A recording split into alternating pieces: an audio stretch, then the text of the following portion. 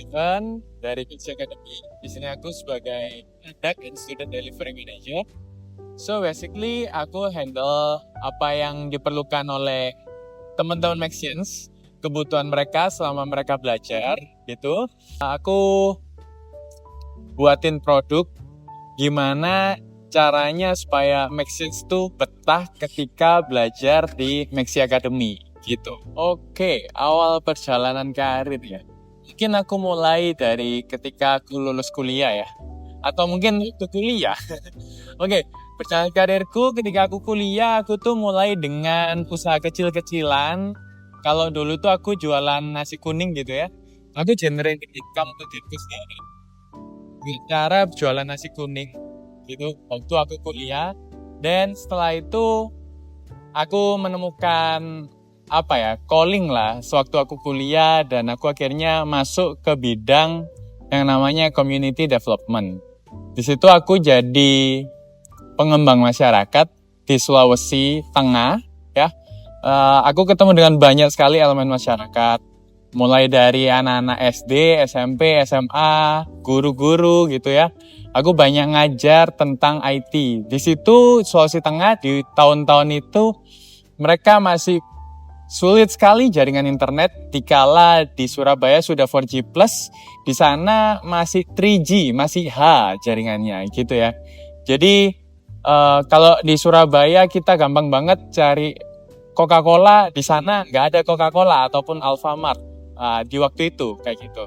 So hal itu membuat aku jadi peduli sama masyarakat, membuat aku juga kayak oh ya inilah kenapa aku pergi ke Sulawesi, untuk membuat orang-orang di Sulawesi jadi tahu tentang teknologi dan jadi lebih paham tentang teknologi. Itu awal karirku sebelum sampai di Maxi.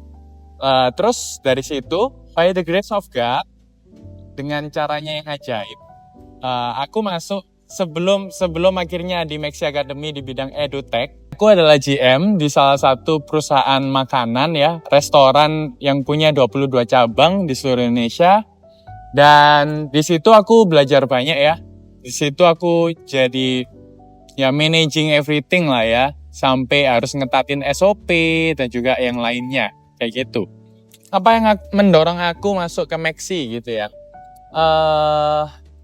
Oke, kalau tadi aku bilang ya, aku adalah orang yang care banget sama orang-orang sekelilingku. Aku care banget sama orang-orang yang peduli lah sama kemajuan dari masyarakat. Karena aku tadi bilang kalau aku pernah di Sulawesi dan banyak sekali hal yang terjadi di sana. Banyak sekali masyarakat di Sulawesi, anak-anak muda di Sulawesi itu nggak care. Dan ujungnya ketika mereka nggak care sama pendidikan, mereka nggak care sama masa depan mereka sendiri, ujungnya yang terjadi ya mereka jadi pengangguran, jobless. Ketika jobless terjadi, kriminalitas naik kayak gitu. Ya aku nggak tahu, ini mungkin terlalu idealis atau apa, tapi beneran itu yang ada di pikiranku. Dan akhirnya aku memilih masuk Maxi, karena aku juga udah lama ya di bidang F&B, di mana bidang F&B itu kalau di resto semua SOP itu ketat banget, harus jalanin segala sesuatu itu based on SOP. Karena kalau nggak based on SOP banyak banget yang kacau gitu ya, mulai dari jadwal masak, jadwal bersihin resto dan yang lainnya. Itu buat aku kayak udah terbiasa banget masuk di Maxi, jadi ketemu banget dengan banyak anak-anak muda yang bersemangat. Kalau di resto aku ketemu customer yang kelaparan, kalau di sini aku ketemu anak-anak muda yang bersemangat menggapai masa depan mereka. Kayak gitu, itulah kenapa aku pilih masuk di Maxi. Terus kenapa kok Product and Student Development ya? Itu sih karena aku ditempatin aja sih ya posisinya. Jadi basically saya nggak melamar posisi tertentu di Maxi, tapi saya diberikan posisi tersebut lah gitu. By the grace of God, saya diberikan di offer posisi tersebut. Akhirnya saya mau, karena somehow saya suka banget menyiapkan dan melayani orang supaya apa yang mereka butuhkan waktu belajar, melayani Maxians, apa yang dibutuhkan ketika Maxians belajar, semuanya udah ready. That's why saya ada di situ. Kalau ngomong di bidang edukasi, itu 4 tahun ngajarin orang edutech. Basically dulu itu aku masih nggak tahu ya, itu edutech apa yang aku lakukan. Tapi basically dulu aku ngajarin komputer gitu, ngasihin kursus komputer gitulah ya, bekerja sama dengan salah satu brand di Indonesia untuk ngajarin orang-orang di pelosok sana komputer gitu. Waktu itu aku belajar ngajarinya, kerjanya di bidang itu 4 tahun. And then sekarang di Maxi aku udah 1 tahun lebih dikit lah, kayak gitu. Jadi kalau dia itu ya mungkin 5 tahun lebih saya ada di editing. Setiap kali kayak misal aku ditanya pertanyaan ini tuh agak lucu ya, karena I came up dari background yang macam-macam gitu ya. Tapi dari perbedaan background tersebut itu membuat aku nangkap bahwa segala sesuatu perlu yang namanya standar operasional kayak gitu. Dan apa yang mempengaruhi pekerjaan sebelumnya dengan pekerjaan saat ini adalah caraku berpikir secara holistik kayak gitu. Jadi ketika aku ngomong soal sistem di Maxi Academy, so aku akan ngomong bagaimana ketika mahasiswa masuk, bagaimana ketika mahasiswa atau Maxians ada di dalam pelajaran di Maxi, dan bagaimana nanti Maxians ketika lulus dari Maxi kayak gitu. Ketika Maxians lulus dari kuliah. Nah, hal-hal ini itu buat sudah sistematis lah kepikiran aku kayak gitu. Jadi kalau ngomong apa pengaruhnya pekerjaan sebelumnya dan pekerjaan yang sekarang, aku akan bilang di pekerjaan sebelumnya aku terbiasa ketemu sama customer, di pekerjaan sebelumnya aku terbiasa bikin SOP, di pekerjaan sebelumnya aku biasa konsultasi, melakukan konsultasi, memberikan konsultasi kepada karyawan-karyawanku. So kali ini saya memberikan konsultasi kepada Maxians kayak gitu.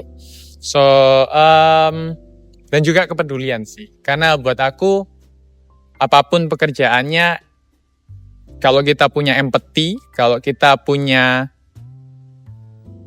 rasa kasih gitu ya, maka kita akan bisa lakuin yang terbaik. Buat aku gitu sih. As you guys knows ya,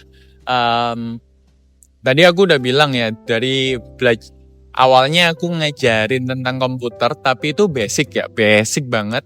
Lalu aku masuk ke industri resto. Dari situ industri F&B. Dari situ aku udah lupa banget lah tentang whatever it is, tentang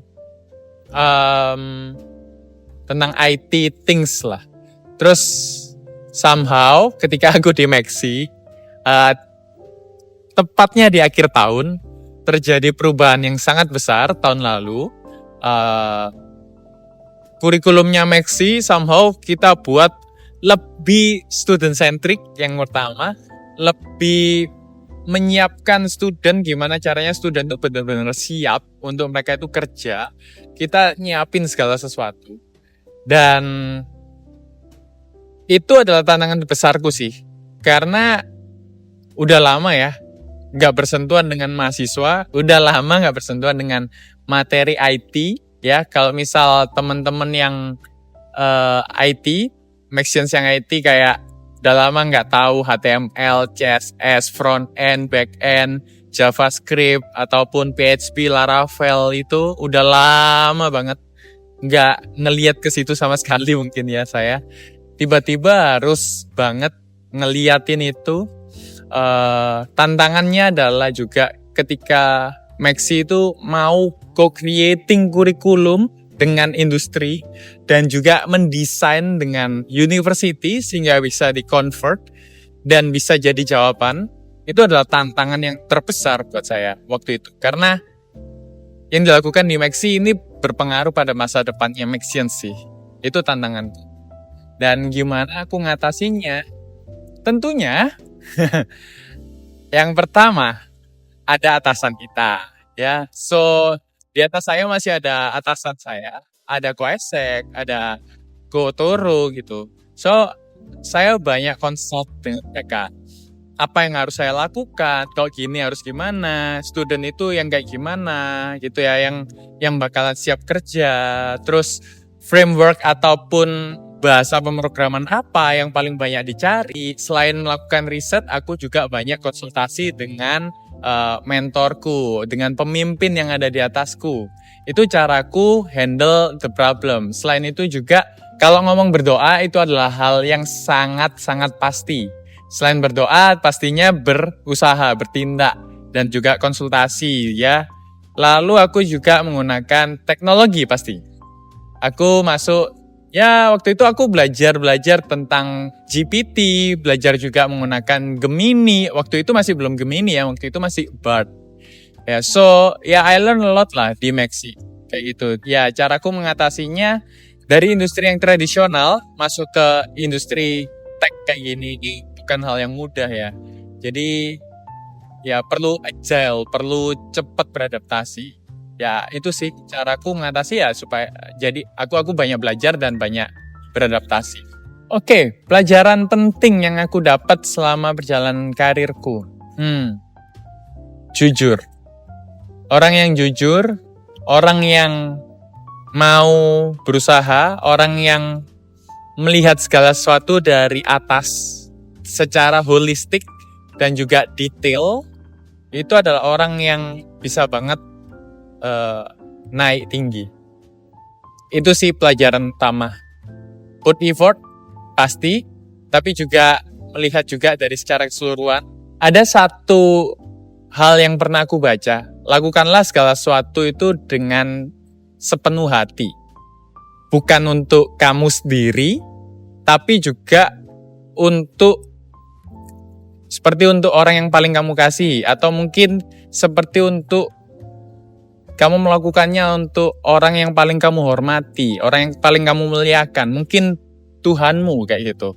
So ketika kamu melakukan segala sesuatu dengan sepenuh hatimu seperti untuk Tuhanmu, dengan sepenuh kekuatanmu gitu, dengan kamu mindfulness sepenuh pikiranmu gitu, itu yang akan buat make sense naik tinggi. Itu sih pelajaran yang paling penting selama karirku. Kalau kalian mau ada di industri edutech seperti saya dan di posisi seperti saya, oke, yang pertama kalian harus kenal orang dalam.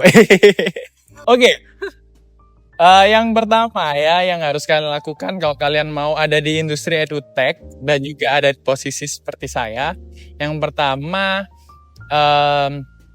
harus tahu yang namanya Kaizen, continuous improvement. Kalian harus belajar, mau terus belajar, harus jadi orang yang agile. Dan juga itu tadi yang aku sudah mention ya, melakukan segala sesuatu dengan sepenuh hati, dengan sepenuh kekuatan. Jadi kalau nggak ada apa-apa, tiba-tiba daripada nih aku cuman nge-scroll Instagram yang mungkin isi feedsku itu nggak jelas gitu ya, then I will explore something through AI dan juga aku cek kebenarannya di Google kayak gitu. Aku juga sering melakukan random gitu ya.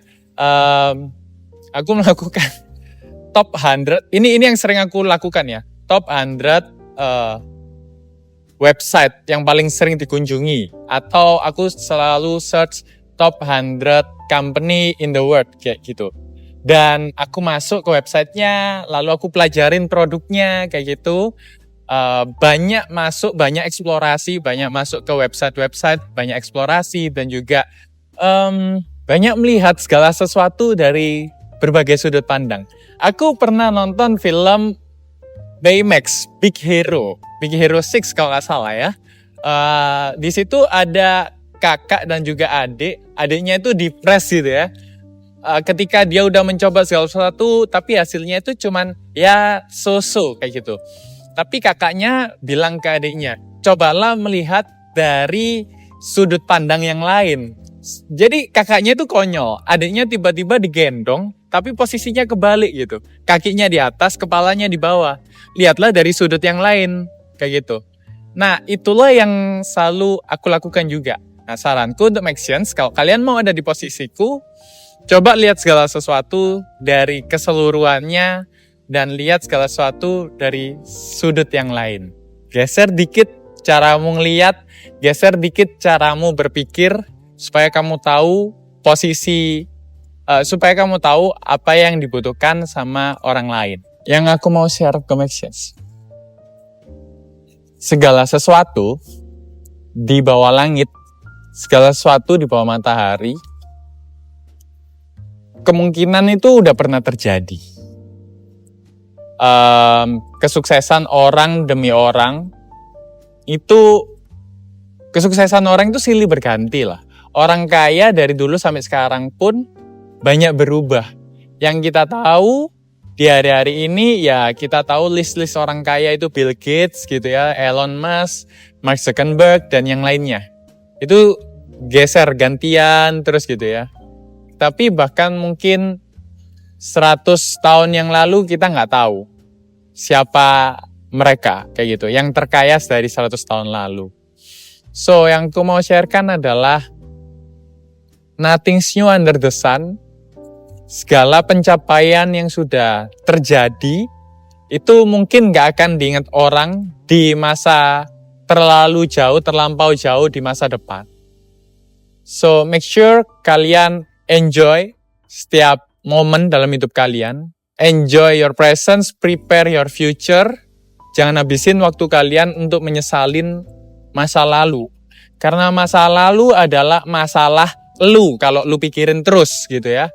Tapi kalau kalian enjoy your presence hari ini ya, orang-orang yang sekitar kalian hari ini, kalau kalian enjoy, kalian menikmati mereka, kalian nikmati waktu bersama mereka gitu ya maksudnya.